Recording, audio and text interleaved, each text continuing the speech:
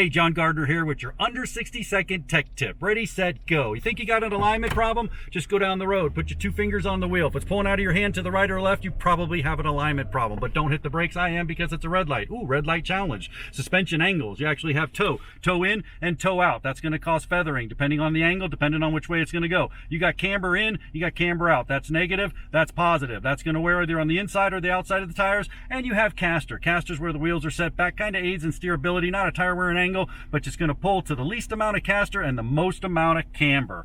Ooh, green light, I made it. What are you doing?